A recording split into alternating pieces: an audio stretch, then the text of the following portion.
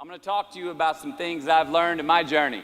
Most from experience, some of them I heard in passing, many of them I'm still practicing, but all of them I do believe are true. Life is not easy. It is not. Don't try to make it that way. Life's not fair. It never was. It isn't now, and it won't ever be. Do not fall into the trap, the entitlement trap, of feeling like you're a victim. You are not.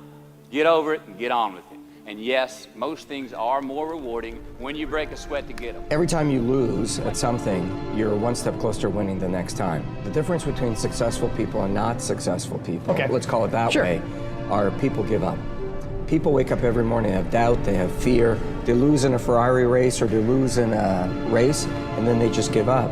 The hardest thing in life to learn is to lose. Winning's easy. You win, you're happy, you get a high five, your friends are happy. It's your ability to take a loss, get up the next day, dust yourself off, and keep going. This isn't about playing basketball like Michael Jordan, Kobe Bryant, Dwayne Wade. There's guys in the NBA that never gonna play basketball like them. This is about being able to think like a champion, know what goes on in their heads, understand how you can relate it to your business and whatever you do to take yourself to the next level. Remember, the mind controls the body does not control the mind. What makes these guys special and successful in everything they do is not their physical gifts, it's their mental toughness. They have the ability not to think when everyone else is thinking. Sweat to get them. So the question that we got to ask ourselves is what success is to us, what success is to you. Is it more money? That's fine. I got nothing against money. Maybe it's a healthy family. Maybe it's a happy marriage. Maybe it's to help others, to be famous, to be spiritually sound, to leave the world a little bit better place than you found it. Continue to ask yourself that question. Now, your answer may change over time, and that's fine. But do yourself this favor. Whatever your answer is, don't choose anything that will jeopardize your soul. Prioritize who you are, who you want to be, and don't spend time with anything that antagonizes your character. We have to define success for ourselves, and then we have to put in the work to maintain it. Take that daily tally. So what I want you to do, as soon as you open up your eyes to start the day, is to immediately start focusing on something or someone that you are totally grateful for in your life. I don't care what it is or who it is, but I want you to feel it with your heart and soul. Your only goal as soon as you open up your eyes should be to make yourself feel good and to give yourself enough confidence to get through the day. Don't worry about what needs to be done. Think about who you have to be in order to get it done. It is just as important where we are not as it is where we are. Look, the first step that leads to our identity in life is usually not, I know who I am, I know who I am. That's not the first step. The first step's usually, I know who I am not. Process of elimination. Defining ourselves by what we are not is the first step that leads us to really knowing who we are. You know that group of friends that you hang out with that they really might not bring out the best in you? You know, they gossip too much, or they're kind of shady. They really aren't going to be there for you in a pinch. Or how about that bar that we keep going to that we always seem to have the worst hangover from? Or that computer screen, right? That computer screen that keeps giving us an excuse not to get out of the house and engage with the world and get some real human interaction. Or how about that food that we keep eating? The stuff that tastes so good going down, it makes us feel like crap the next week. We feel lethargic and we keep putting on weight. Well, those people, those places, those things, stop giving them your time and energy. Just don't go there. I mean, put them down. And when you do this, when you do put them down, when you quit going there, when you quit giving them your time, you inadvertently find yourself spending more time and in more places that are healthy for you, that bring you more joy. Why? Because you just eliminated the who's, the where's, the what's, and the when's that were keeping you from your identity. Like, trust me, too many options, I promise you this, too many options will make a tyrant of us all. All right, so get rid of the excess, the wasted time. Decrease your options. If you do this, you will have accidentally, almost innocently, put in front of you what is important to you by process of elimination.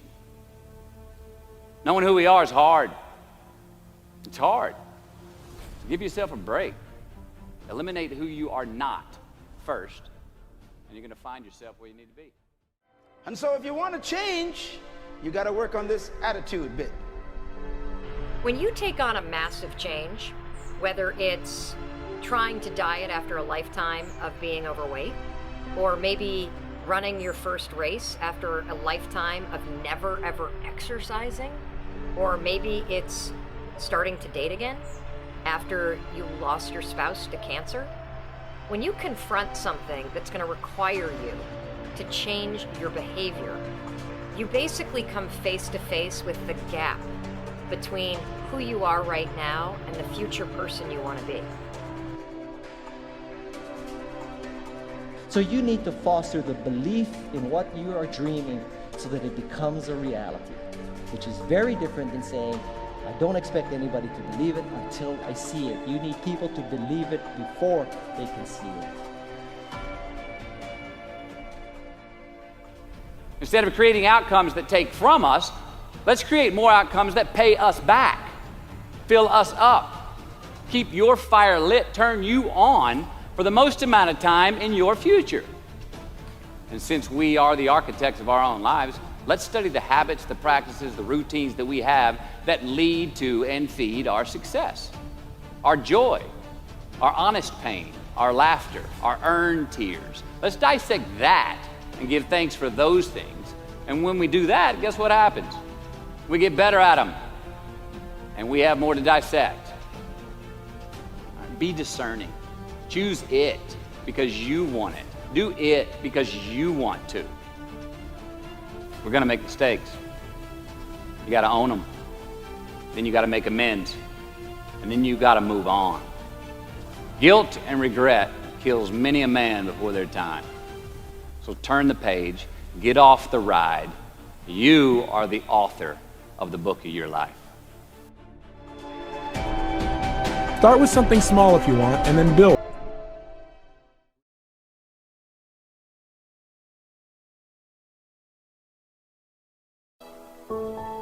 Don't leave crumbs. And the beauty of delayed gratification. So what are crumbs? Well, the crumbs I'm talking about are the choices that we make that make us have to look over our shoulder in the future. You didn't pay that guy back the money that you owed him, and tonight you just saw him 3 rows behind you. Shit. You slept around on your spouse, and you just found out that tomorrow she and the lady you're having an affair with are going to be at the same PTA meeting. Shit again. You drank too much last night. You're too hungover to drive your son to his 8 a.m. Saturday morning baseball practice. These are the crumbs. They come in the form of regret, guilt, and remorse. You leave crumbs today, they will cause you more stress tomorrow, and they disallow you from creating a customized future in which you do not have to look over your shoulder. So let's flip the script. Instead of creating outcomes that take from us, let's create more outcomes that pay us back, fill us up, keep your fire lit, turn you on for the most amount of time in your future. These are the choices I'm talking about. And this is the beauty of delayed gratification. All right, tee yourself up. Do yourself a favor. Make the choices, the purchases today that pay you back tomorrow. Residuals. In my business, we call it mailbox money. If I do my job well today, and that movie keeps rerunning on TV, 5 years from now, I'm getting checks in the mailbox. It's a heck of a deal. So whether it's prepping the coffee maker the night before, so all you got to do is press the button in the morning, or getting ready for the job interview early so you don't have to cram the night before, or choosing not to hook up with that married woman because you know you're going to feel horrible about it tomorrow, and her husband carries a gun, or paying your debts on time so that when you do see that guy 3 rows back tonight, you don't have to hunker down in your seat hoping that he don't see you. Get some ROI. You know what that is? Return on investment. Your investment. You customize your future. Don't leave crumbs.